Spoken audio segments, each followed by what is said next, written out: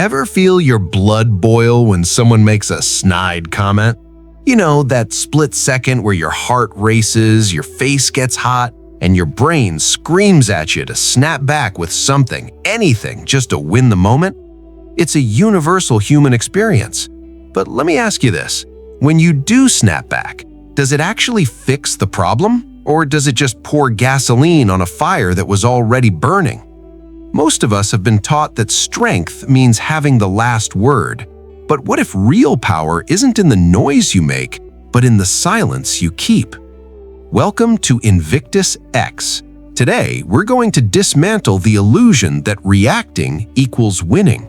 We are going to explore 3 specific types of silence that don't just avoid conflict, they command absolute respect.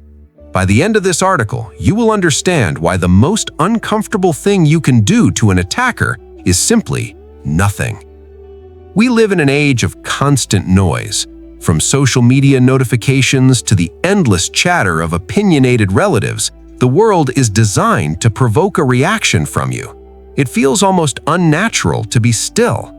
As noted in a recent analysis of modern consumer generations, the pressure of modern life has intensified our need to do and respond, often leading us away from the rational self-control advocated by ancient Stoicism. We mistakenly believe that if we don't react, we are losing.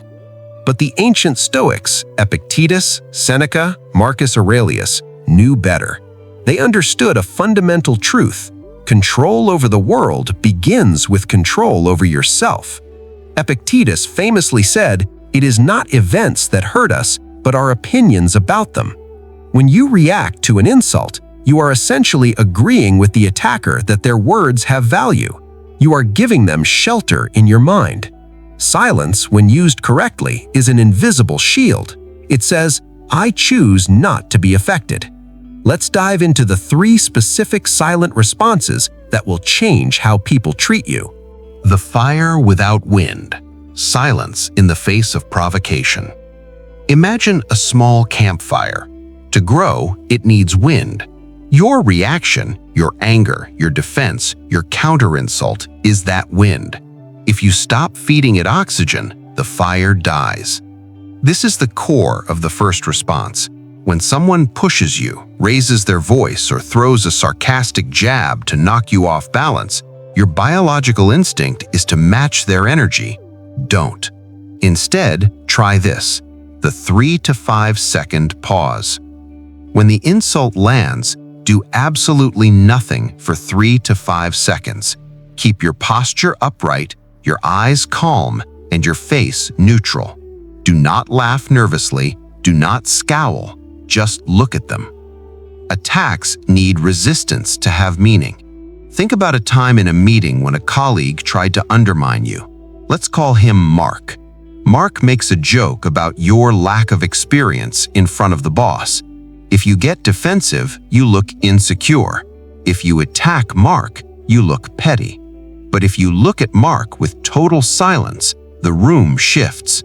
The discomfort leaves you and lands squarely on him. The silence screams, "Is that the best you have?"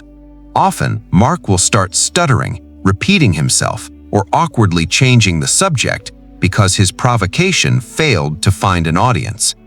As Marcus Aurelius advised, if you seek tranquility, do less. Do what's essential. Engaging with Mark is not essential. It's a waste of your spirit.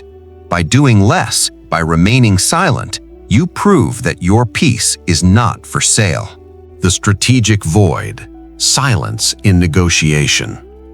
This second type of silence is not about self-defense. It is about tactics. Whether you are negotiating a salary, arguing with a partner, or discussing a budget, there is always a moment where people reveal too much. This happens in the empty space between sentences. Most people are terrified of silence in a conversation. We're conditioned to fill every gap with noise because silence feels awkward. But the master communicator loves that awkwardness. When someone finishes their pitch or gives you an excuse, count silently to 3. Don't roll your eyes or sigh, just wait. Author Pico Iyer writes in The Art of Stillness that stillness is not just an escape, but a vital source of strength and insight. In a negotiation, that stillness acts as a mirror. If you stay silent after someone gives you a low-ball offer, they will often start bidding against themselves. They might say, "Well, we could probably look at the budget again," simply because your silence made them feel the weight of their own inadequate offer. Imagine you have to say no to a request. A coworker asks you to take on their shift for the third time this month. You say, "I can't do that," and then you stop. The amateur explains, "I can't do that because my cat is sick and I'm really tired," and the pro says, "I can't do that." That empty space creates pressure. It communicates confidence. You don't need to justify your boundaries. You don't seek approval. You simply state your reality and let the silence carry the weight of it. Response 3. The vacuum. Silence that exposes emptiness. This is the harshest response, and also the most necessary for your mental health. It is designed for the narcissists, the gossipers, and the drama magnets in your life. Some behaviors only exist because they have an audience. Sarcasm, passive-aggressive texts, and attention-seeking gossip are like stage plays. They need spectators. When you choose deliberate silence, no reply, no like, no argument, you are essentially turning off the stage lights. We all know someone who thrives on chaos. Maybe it's a family member who always stirs the pot at holiday dinners. Let's say Aunt Linda starts loudly complaining about how young people today don't work hard. She is looking for a fight. She wants you to defend your generation so she can battle you. If you argue, she wins because she got the attention she craved. If you stay silent, look at her briefly, and then turn your attention to someone else, you deny her the oxygen she needs. This isn't coldness, it's preservation. You are deciding who enters your inner world. As the Stoics taught, you are the master of your own mind. If you let every passerby walk through with dirty shoes, that is your fault. By withholding your attention, you prove that your attention is valuable.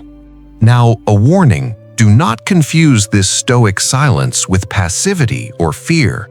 As Mahatma Gandhi once noted, silence becomes cowardice when occasion demands speaking out the whole truth and acting accordingly. If you witness abuse, injustice, or violence, silence is not a virtue, it is complicity. Stoicism does not mean accepting injustice, it means acting with reason rather than impulse. The silence we are practicing here is a weapon against your own ego and against petty provocations, not a way to hide from necessary moral duties. If a boundary is crossed repeatedly, silence must be followed by action. The 3X rule is a great standard. If someone disrespects you in the same way 3 times, you don't just stay silent, you restrict their access to you. You block the number. You decline the invitation, you leave the room. Silence opens the door, but appropriate action walks through it. You cannot just decide to be stoic in the heat of the moment if you haven't trained for it. When the adrenaline hits, you will default to your habits. Here is how to build the habit of silence. 1. The anchor breath. Before you respond to anything stressful, take 1 deep inhale and exhale. It buys you 1 second of clarity. 2. Body anchoring. When you feel the urge to explode, focus on your feet planting into the floor. Relax your shoulders. A calm body leads to a calm mind. 3. The reactivity journal. For 1 week, write down every time you wanted to react but chose silence instead. How did it feel? What happened? You will likely notice a pattern. Situations resolve themselves faster when you don't intervene with anger. When you master these 3 silences, the world changes around you. At first, people might call you arrogant or hard to read, but eventually that label shifts. They will call you mature. They will call you steady. In the long run, arguments that used to drain you will fizzle out. You will sleep better because you aren't replaying fights in your head. You will realize that by choosing your battles, you are winning the war for your own peace. So, here's my challenge to you for this week. Pick one situation, just one, where you usually get annoyed. Maybe it's a specific email thread, a specific person, or even a comment section online. When the trigger comes, do not type, do not speak. Just breathe. Watch what happens when you refuse to play the game. INVICTUS X wants to know, what is one situation where you plan to use silence this week? Share your commitment in the comments below. Your story might inspire someone else to put down their shield and find their own peace. Remember, you don't need to win the argument. You need to win yourself.